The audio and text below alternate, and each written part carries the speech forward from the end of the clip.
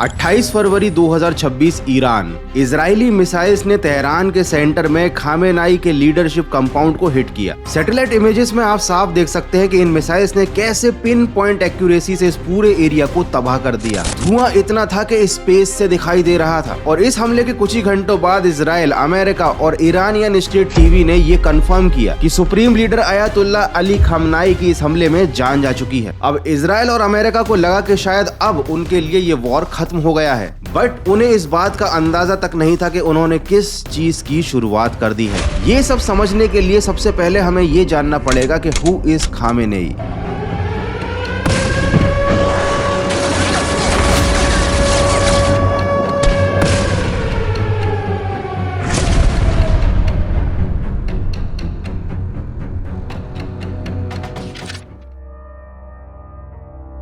28 फरवरी 2026 की सुबह थी जब अमेरिका और इजराइल ने मिलकर दुनिया का सबसे बड़ा ज्वाइंट मिलिट्री अटैक किया। अमेरिका ने इसे नाम दिया ऑपरेशन एपिक फ्यूरी और इजराइल ने कहा रोरिंग लायन, जिसमें 200 से ज्यादा इजरायली फाइटर जेट्स तेहरान के आसमान में उड़ते हैं और समुद्र से टोमाहाक क्रूज मिसाइल्स लॉन्च होती है। B-2 स्टेल्थ बॉम्बर जिन्हें राडार भी नहीं पकड़ सकता, वो ईरानियन मिसाइल बेसिस को तबाह करते हैं। और इस तरह केवल एक रात में ईरान पर 1200 बॉम्ब्स गिराए जाते हैं, जिसका सिर्फ एक मकसद था, एक ही स्ट्राइक में ईरान के टॉप और सबसे ज्यादा पावरफुल लीडर को खत्म कर देना, और जिसमें ये दोनों देश कामयाब भी हो जाते हैं। लेकिन आखिर खामेनेई ईरान के लिए इतने ज्यादा इंपॉर्टेंट क्यों थे कि उन्हें मारने के लिए दो देशों ने सीधी जंग शुरू कर दी। 19 अप्रैल 1939 को ईरान के मशहद शहर में एक मुस्लिम धार्मिक परिवार में पैदा हुए खामेनेई बचपन से ही धार्मिक शिक्षा की तरफ झुकाव रखते थे। सिर्फ 11 से 13 साल की उम्र में उन्होंने इस्लामिक सेमिनरी ज्वाइन कर लिया और क्लैरिक लिबास पहनना शुरू कर दिया। 1958 में खामेनेई कुओम गए, जो ईरान का सबसे इम्पोर्टेंट धार्मिक शहर है, जहां उनकी मुलाकात होती है अयातुल्ला अल उज़्मा सैयद रूहुल्लाह मौसवी खौमेनी से।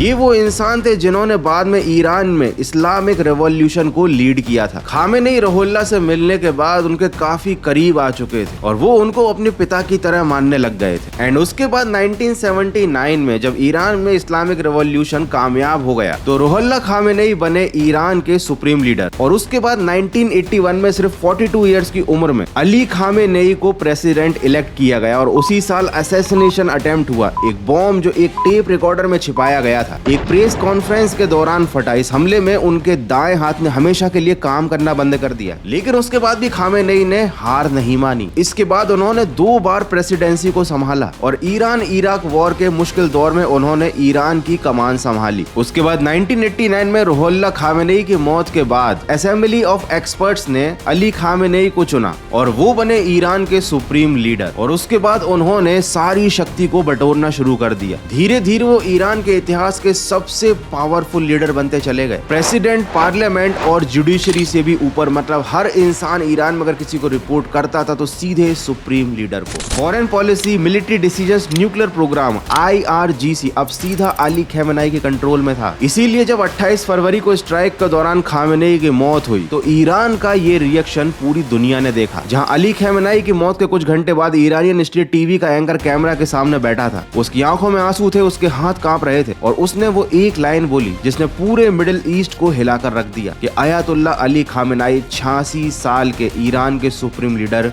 शहीद हो गए। और इसके बाद जो हुआ वो इस कहानी का सबसे डरावना हिस्सा है। IRGC यानी इस्लामिक रिवॉल्यूशनरी गार्ड कॉर्प्स ने अपने लीडर की मौत का बदला लेने के लिए ट्रू प्रॉमिस 4 नाम से एक ऑपरेशन शुरू किया, जिसके चलते कुछ ही समय में पूरे मिडिल ईस्ट के आसमान में मिसाइल्स और ड्रोन्स आने शुरू हो गए, जिनका निशाना सिर्फ इजराइल नहीं था। इन्होंने कुवैत, कतर, UAE और बहरैन पर, सऊदी अरेबिया पर और जॉर्डन पर, सब पर हमले करने शुरू कर दिए और यहाँ मौजूद अमेरिका के 27 मिलिट्री बेसिस को निशाना बनाया। तेल अवीव में 40 से ज्यादा बिल्डिंग्स डैमेज हो गई हैं। दुबई का फेयरमाउंट होटल हिट हुआ। कुवैत एयरपोर्ट पर ड्रोन गिरा, एक इंसान मारा गया और 32 जख्मी हुए। बैत समेश में एक स्ट्राइक में 9 लोग मारे गए। UAE ने बताया कि 182 मिसाइल्स में से 169 इंटरसेप्ट किए गए, पर 44 ड्रोन्स फिर भी उनकी टेरिटरी में गिरे। हालत ये थी कि कतर ने अपने एयरपोर्ट्स बंद कर दिए, स्कूल शिफ्ट किए गए, फ्लाइट्स ग्राउंड की गई और रमजान की गैदरिंग सस्पेंड हो गई। फिर IRGC के कमांडर ने एक ऐसी लाइन बोली जिसने पूरी दुनिया की इकोनॉमी को हिला दिया कि स्ट्रेट ऑफ होर्मुज बंद है, यहाँ से जो शिप अब गुजरेगी उसे आग लगा दी जाएगी। और ऐसा नहीं है कि इन सब के बाद इजराइल और अमेरिका भी चुप बैठने वाले हैं। दोनों पक्षों की तरफ से एक ही बयान है कि ये तो बस शुरुआत है। तो क्या वाकई में ये जंग अब वर्ल्ड वॉर 3 का रूप लेने वाली है? और आखिर ईरान ऐसा कर क्या रहा था जिसकी वजह से अमेरिका को और इजराइल को मिलकर इतना बड़ा हमला करना पड़ा ईरान पर? ये दुश्मनी कोई आज की नहीं है। इसे समझने के लिए इसकी जड़ों में उतरना पड़ेगा 70 साल पहले। 1953 कोल्ड वॉर का टाइम था। इस समय ईरान में डेमोक्रेटिकली इलेक्टेड प्राइम मिनिस्टर थे मोहम्मद मोसादेक, जिन्होंने एक फैसला लिया था और यही वो पॉइंट था जहां से इस युद्ध की कहानी लिखी गई थी। उन्होंने ईरान के ऑयल को नेशनलाइज कर दिया था। मतलब उन्होंने ब्रिटिश और अमेरिकी कंपनीज का कंट्रोल ईरान के ऊपर से खत्म कर दिया था।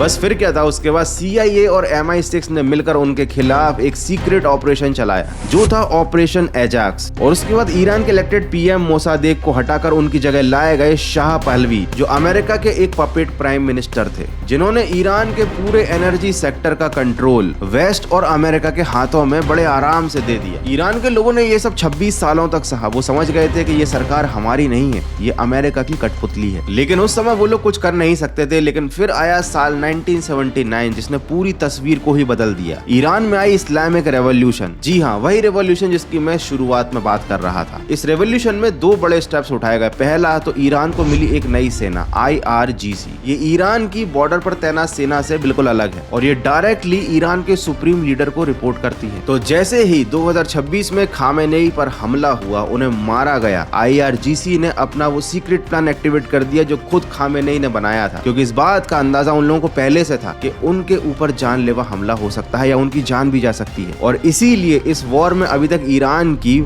एक्चुअल वाली जो मिलिट्री है वो इन्वॉल्व ही नहीं हुई है अभी तक। तो अभी तक तो आप समझ गए होंगे कि किस तरह किसी देश को कंट्रोल करने के लिए, उसके एनर्जी सेक्टर पर कब्जा करने के लिए मेन लीडर्स को रास्ते से हटा दिया जाता है और उनकी जगह कठपुतलियों को या पपेट्स को बिठा दिया जाता है जो वेस्ट के इशारों पर नाचते हैं। लेकिन ये सब कुछ नया तो नहीं था, ये सब 70 साल से चल रहा था। लेकिन 2026 में आकर ऐसा क्या हो गया जो इतने बड़े हमले की, एक जंग की शुरुआत करने की नौबत आ गई? आखिर ऐसा क्या था ईरान के पास जिससे इजराइल और यहाँ तक कि अमेरिका भी डर रहा था?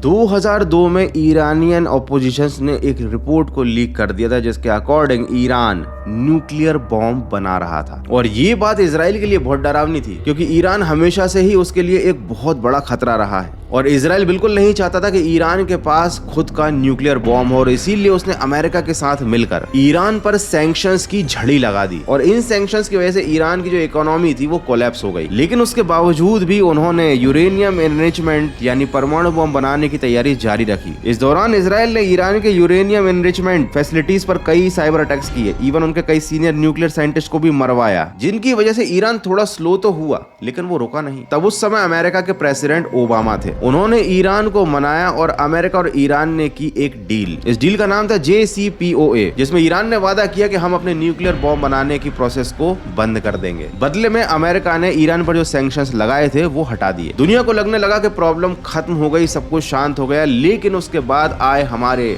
Donald Trump. उन्होंने अपनी प्रेसिडेंसी में आते ही इजराइल के कहने पर तुरंत ईरान पर फिर से सैंक्शंस लगाना शुरू कर दिए। तो अमेरिका ने ईरान के साथ जो डील की थी वो तोड़ दी और बदले में ईरान ने क्या किया, उन्होंने फिर से अपना न्यूक्लियर प्रोग्राम स्टार्ट कर दिया। लेकिन ये सब सीक्रेटली चल रहा था। इस पूरी कहानी में टर्निंग पॉइंट आता है अक्टूबर 2023 में, जब हमास ने इजराइल पर अटैक किया और इजराइल ने गाजा में ऑपरेशन शुरू कर दिया। अब चूंकि गाजा को ईरान भी सपोर्ट करता था तो अप्रैल 2024 में ईरान ने पहली बार डायरेक्ट अपने नाम से इजराइल पर 300 से ज्यादा ड्रोन्स और मिसाइल्स बरसाए। इस अटैक के रिटेलिएशन में अक्टूबर 2024 में इजराइल ने भी काउंटर स्ट्राइक किया और ईरान की कई न्यूक्लियर फैसिलिटीज बॉम्ब की गई। और इन दोनों की झड़प के बीच एंट्री होती है अमेरिका की। अमेरिका ने जून 2025 में अपने B-2 बॉम्बर से ईरान की कई जगहों पर डीप बंकर बस्टर बॉम्ब्स गिराए और दावा किया कि इन्होंने ईरान के न्यूक्लियर प्रोग्राम को कंप्लीटली खत्म कर दिया है। लेकिन ईरान ने अपना एनरिच्ड यूरेनियम कहीं छिपा कर रखा था और इजराइल और यूएस इस बात को समझ गए थे कि अगर इनके न्यूक्लियर प्रोग्राम को बंद कराना है तो इनकी डिसीजन मेकिंग को खत्म करना होगा, इनके टॉप लीडर को ही खत्म करना होगा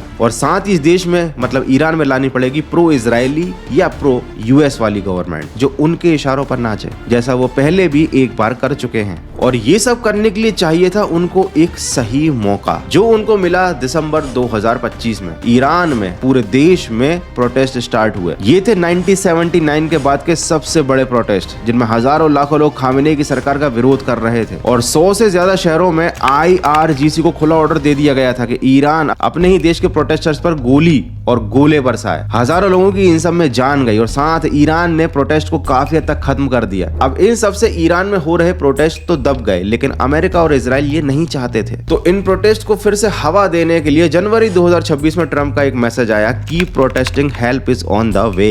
40 से 50 हजार यूएस ट्रूप्स मिडिल ईस्ट में डिप्लॉय किए गए, जो 2003 में इराक इन्वेशन के बाद का सबसे बड़ा बिल्डअप था। अमेरिका के कुछ सबसे बड़े एयरक्राफ्ट कैरियर्स ईरान की ओर बढ़ने लगे। अब पूरी दुनिया समझ चुकी थी कि जो ईरान में होने वाला है वो अमेरिका और इजराइल द्वारा किया गया सबसे बड़ा अटैक होगा। जिसके बाद हम आते हैं वापस से 28 फरवरी 2026 पर। इजराइल और अमेरिका के द्वारा ईरान पर साइबर अटैक्स किए गए, ड्रोन्स छोड़े गए, बॉम्ब्स गिराए गए, ईरान के टॉप लीडर का खात्मा किया गया। लेकिन ये सब होने के बावजूद भी ईरान अभी रुका नहीं है। इस जंग ने और ज्यादा भयानक रूप ले लिया है। जैसा इजराइल और अमेरिका ने सोचा था शायद वैसा तो हुआ नहीं। ये जो कुछ भी अब चल रहा है ना, इसने पूरे मिडिल ईस्ट को एक बहुत बड़ी जंग की तरफ धकेल दिया है। बट क्लियरली अगर आप देखना चाहते हैं कि अब इस जंग में जीत किसकी होगी, तो देखो ईरान के पास कुछ खास ज्यादा बड़ी ताकतें हैं नहीं। उसने मिडिल ईस्ट में जो करना था कर दिया, बॉम्ब बरसा दिए। ना उसके पास कोई ताकतवर एयरफोर्स है, ना ही कोई बहुत ज्यादा बड़ी आर्मी है। और खासकर जब हम कंपेयर करते हैं यूएस से, तो यूएस की मिलिट्री, यूएस के पावर और उसकी टेक्नोलॉजी के सामने ईरान अभी भी छोटा है। और जो मिडिल ईस्ट में हुआ, जिन कंट्रीज पर, जिनके एयरपोर्ट्स पर, जिनकी यूएस की एम्बेसीज पर हमले हुए हैं, वो सारे देश इन सब चीजों के लिए तैयार नहीं थे। उनको अंदाजा ही नहीं था कि ईरान हम पर हमला कर देगा और इसीलिए ईरान सक्सेसफुल हो गया। लेकिन अब ईरान को इस चीज का खामियाजा भुगतना पड़ रहा है।